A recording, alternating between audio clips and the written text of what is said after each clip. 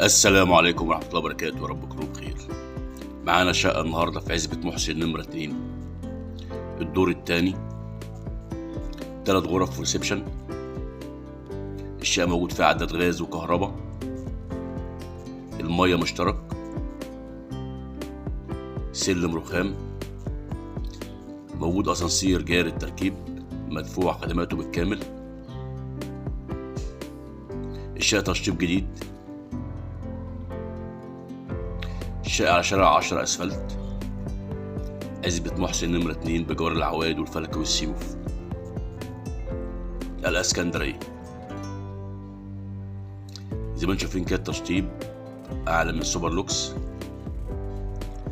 سيراميك الحمام والمطبخ كامل السقف، كهرباء من أجود الأنواع.